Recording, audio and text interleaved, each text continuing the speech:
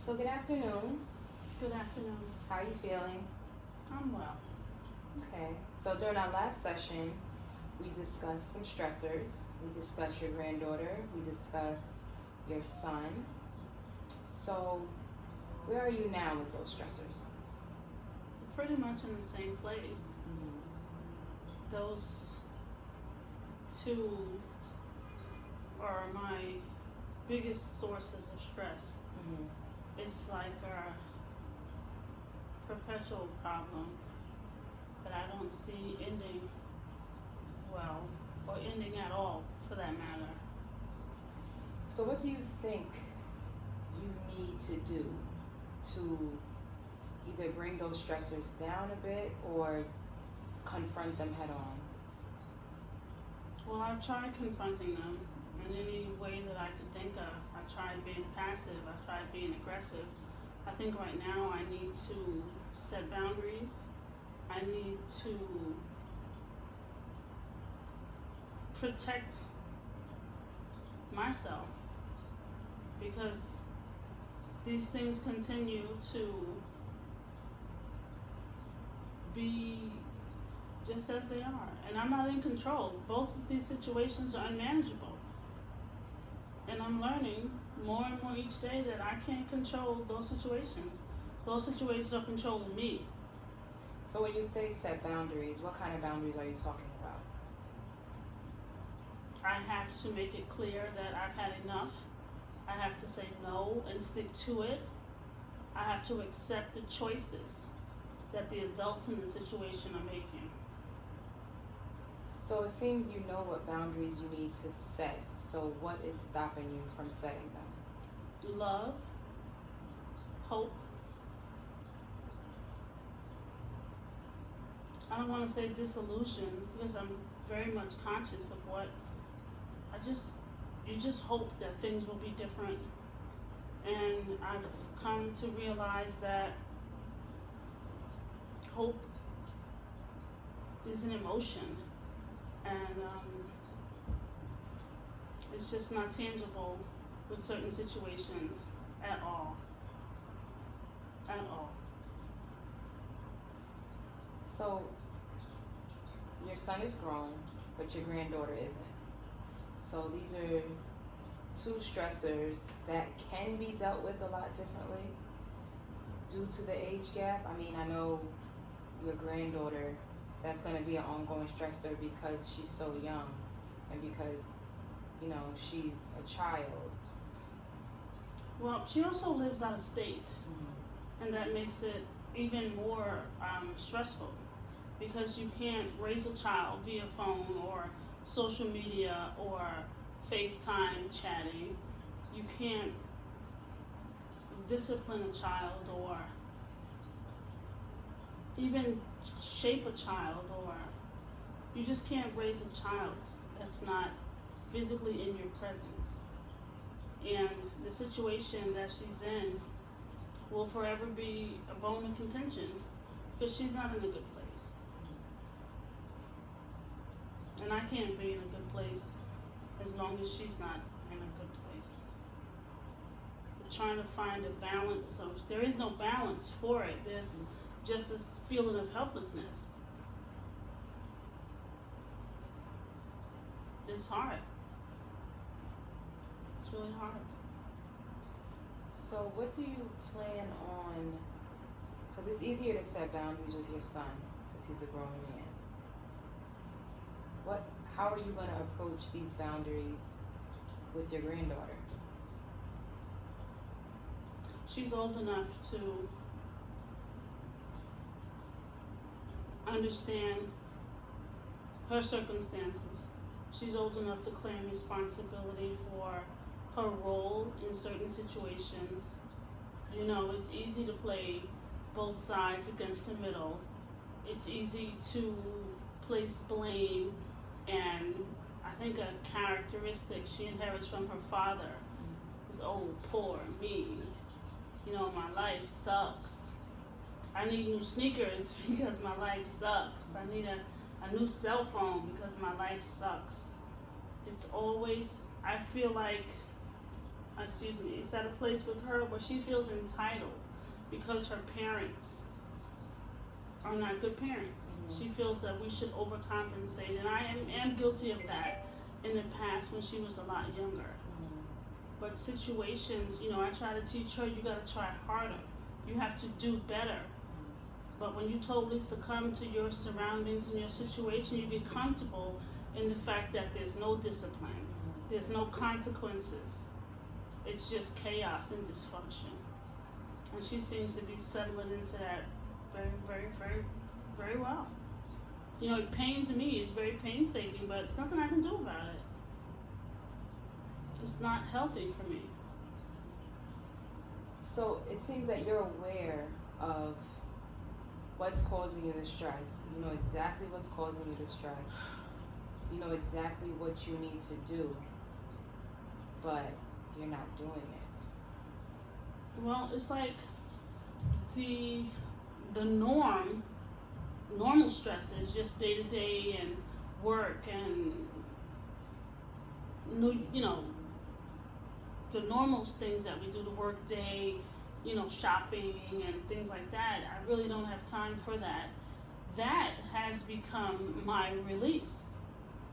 I get out, I have alone time, I'm alone with my thoughts, and I'm shopping. It's like I've replaced that stress with, I don't know, it's really hard to explain. It's really, really hard to explain. It's really, really hard to say enough when it's your kid. People don't understand that. Oh, he's grown. You really shouldn't. You need to stop. And if you don't have children of your own, I don't think people realize you can't stop. You can pause, but you can't stop. He's my child. He's my firstborn. And sadly, I have to often sit and try to remember a good thought or a good memory. And that's what makes me want to really rescue his daughter or save her from having to go through what she's going through, but I can't control that situation. And it's hard to understand that I know he doesn't want to be that person. He doesn't want to be a drug addict. He doesn't want to be unsuccessful. He doesn't want to be not motivated. He doesn't want to be that person. And I know that he's still in there somewhere. But with that lifestyle in the streets, you have to take on a certain persona in order to survive out there. And after a while, you get lost, I would assume.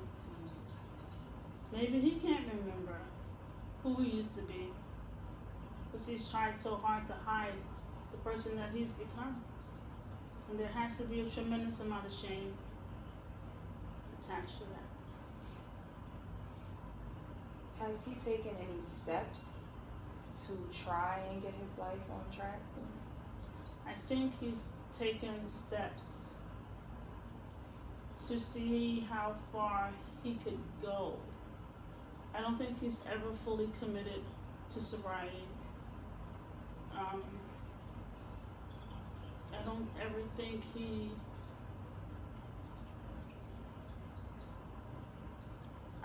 knows how to just surrender. He doesn't know how to stop. I think if he stops, he's going to have to deal with what we deal with. The regular stressors, the regular rigmarole, the hustle and bustle, accountability, paying bills and being on time and showing up, being accountable. And these are skills that he hasn't learned. Because from the time he started using drugs, his brain, in my opinion, is in a state of perpetual arrested development. He's still a child. So is my granddaughter's mother. She had her first child when she was a child. So she never got to have fun and date and go to school dances and be homecoming queen and be a cheerleader or any of those things. So you have children. Raising children. Yeah, absolutely.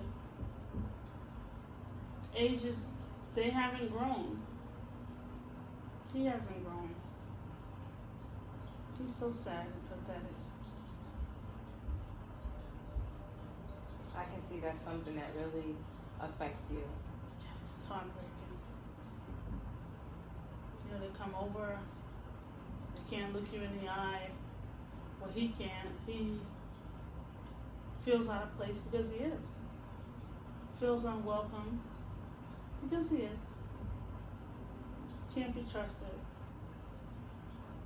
And he equates all of that with not feeling loved. That's the only thing that he is, for sure. He is loved. But you can have love without trust or faith or hope when it's your kid. I think that's the only relationship where there are no rules. Because that's my child, that's my son. No one can tell me when to say when. No one listen anyway. So it seems as though you know you're stressed, you know what your stressors are, but you're not prepared to give up on those key things that are causing the stress. Well, I've made some changes. Tell me about those changes. I've made some changes. I've taken it upon myself to go and find a recovery group for myself. We spoke a little bit about that in the last session. Yeah. But I think because of my stress, I've had some personal medical issues, so I haven't been to my group in a while, but I've been in touch with some of the members via phone. And it really, really does help when you realize that you're not the only parent that can't stop. They're teaching me how to love an addict. They're teaching me that addicts are worthy of love. They are. They're worthy of hugs. They're worthy of touch, hand holding. And they are still ours. It still belongs to me. They teach you how to look at them and not cringe. And remember that they're still in there. But it does help me. I mean, I feel like it has helped me. Lots of literature, you know, things to read. It gives you like different scenarios of how you can deal with things differently. And it's teaching me to govern myself. Not be so judgmental.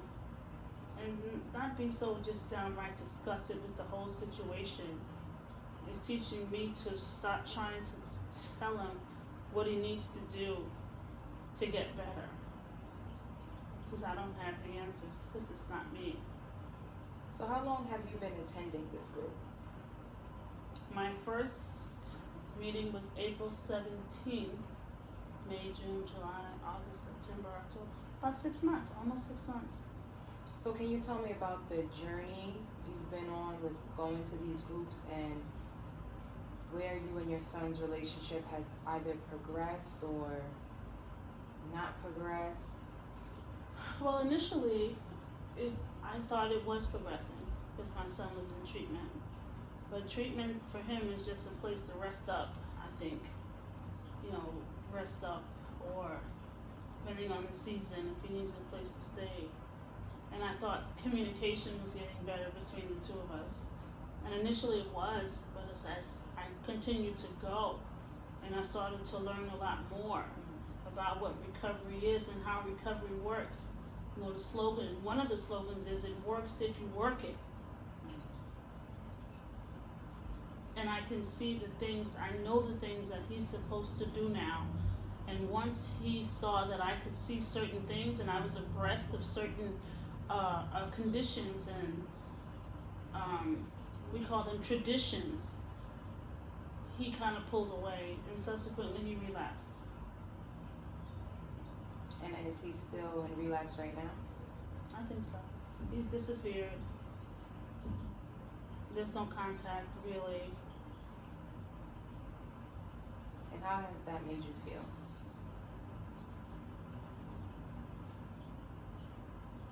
I don't even know if you can describe it. Like, how do you prepare yourself for what you are too afraid to suggest would be the inevitable? Like, you don't know where he is, you don't know who he's with, you don't know what he's doing. He's been beaten up and savagely beaten and locked up, and even right now I'm like, what are you doing? You gotta pay a fine. You know, you gotta pay a fine at court. It's due in October, and it's the furthest thing from his mind. But I think about it every day. It's October. And once upon a time, I would take off work and go with him to the court to pay the fine, just so if he gets caught sneaking on a train, or if he gets caught shoplifting or whatever, they may let him walk as opposed to having a warrant.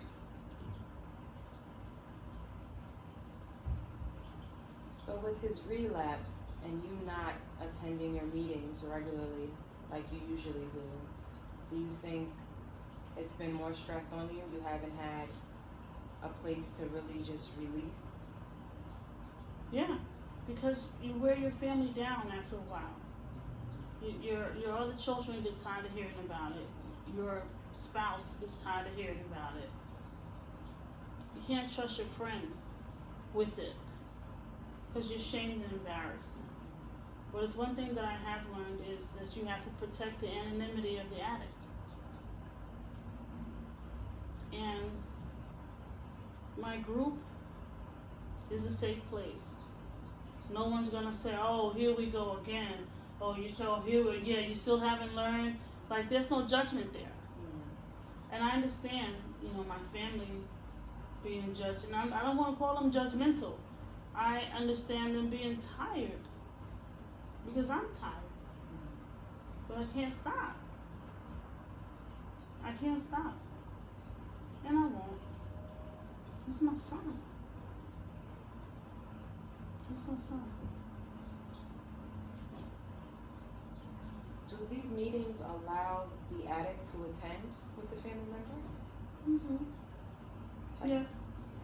Have you ever brought up to him possibly attending a meeting with you? It's funny you'd ask me that, because he's asked me to attend meetings with him prior to me starting my Naranon meetings, and I refused. But I wouldn't take him to a meeting with me right now, because well, they say that, you should never say no, because you don't know when something's gonna click or whatever, but he's just not sincere. He's just not ready. He can make you believe anything he wants to make you believe. And I think the issue between him and I is he can't fool me. He can't fool me. So you said that he's invited you to meetings in the past. Can you tell me why you decided to never go with him? Well, at that point, I wasn't conscious. I didn't have an awareness. I didn't have the awareness that I have now. Maybe I should have gone. But it's really hard to believe anything that he says, because he'll manufacture this whole story. And then when you find out it's all a lie, it kind of brings you back to square one. But I know now that that's just all part of, he has to try to show you what he thinks you want to see. It's so complicated. And it's so much sadness attached to it. But it's like nothing is a deal breaker. There's nothing that could ever make me stop. How do you stop? Why do you stop? When you give birth to a child, you can't stop. You don't get to change your mind. You don't get to change your mind. Seems like you need to attend another meeting. Absolutely. I went on vacation for a couple weeks. And that was great. Having some alone time with my husband. But you come back, it's still here, and it's just a lot. It's just a lot. Trying to find some time for myself.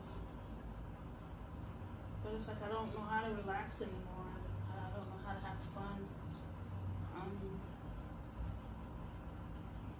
anymore.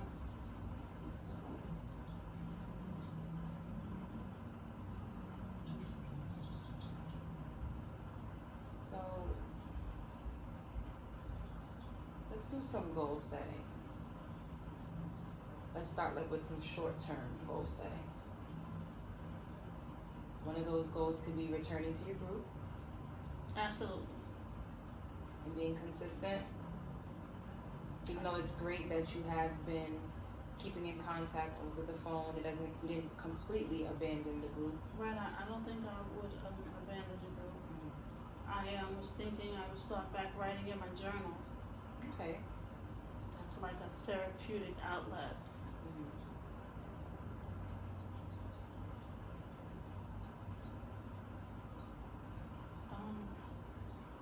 I joined the gym, Okay. trying to do something for me. How many times have you attended? I went one time. I'm having some issues right now. Hopefully they'll resolve themselves positively, but once I deal with this situation, I'm going right back.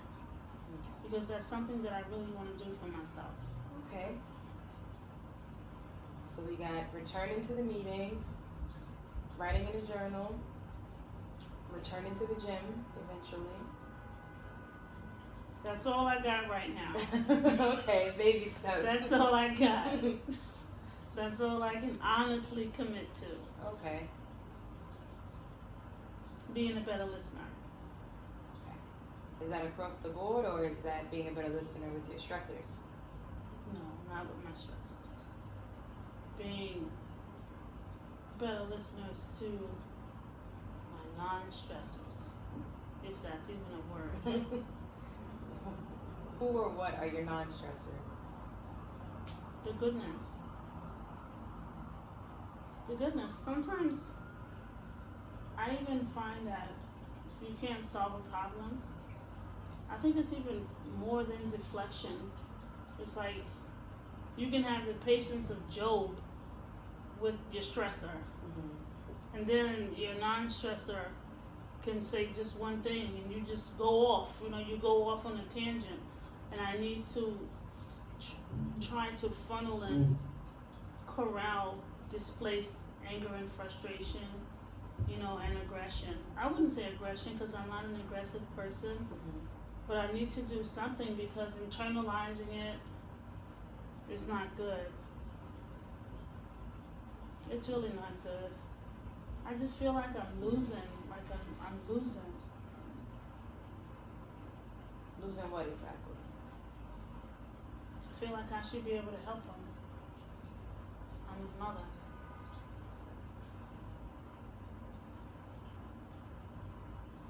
Does it make you feel less of a mom? No, I'm a great mom. I just don't know how he was able to, I know how he was able to get so lost. He got lost at a time where I couldn't physically help him. But once I became physically able to help him, he milked that cow for a long time. I attended his pity party for years, formally dressed, and I went to every party that he had. Because after a while, party's over. It's time to go on, and I just don't know how he got so lost and how he got this far. Like, even now in group, I mean, maybe if I had tried to figure this out earlier, it wouldn't have gotten this far. I don't know how to pull it back. I don't know how to pull him back. So what I'm hearing you say, it sounds like a lot of self-blame, in a sense. I don't take the blame. I think I just carry his pain. I have to carry his pain, At some point, his light went out. But you said, maybe if you would have did this earlier, then this wouldn't have happened. And that kind of comes off as self-blame. I just feel bad for him that he feels he wasn't loved enough. I don't know the reason for addiction. I think that's where you don't know how to feel, how you carry this, or you want to set this here, or share this, or keep this for yourself. It's, you don't know where it began. You don't know. It's hard to determine at what point. It's when you see the light go out on someone that's really, really special. I mean, this is a really, really special kid. Everybody loved my beautiful boy.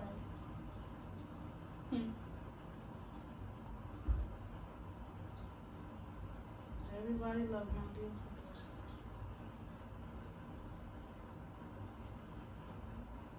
And my beautiful boy is no more.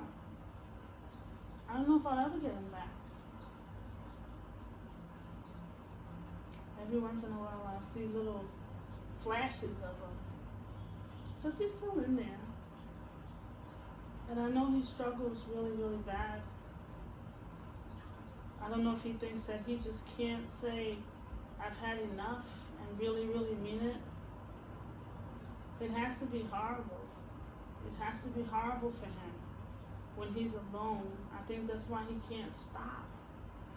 He knows he's not a good dad. He knows he's not a good son. He knows he's not a good brother. Who wants to get sober and deal with that? It's easier to just keep going and tell yourself, they don't care about me anyway. They don't love me. And that's that pity party. Oh, yes, we do. Well, I was always there. And I don't know if I stop doing that, it's pushing him further away. I don't know, but today I choose me. If he wants to hang out, he's got to come to my party. He can't go to his parties anymore. Well, that's a step in the right direction. It's not easy. It's not easy. He's the first thing I think about in the morning. When I walk to the train. Or when I put on my 80s Pandora. Those all the songs he used to sing when he was a little boy. Sometimes I can. Sometimes I need to. Sometimes I need to be able to just sit back and remember. But lucky for me, I work close to home, so when it starts, I'm at work. It's a lot. It really is a lot. And I never really fully understood or understand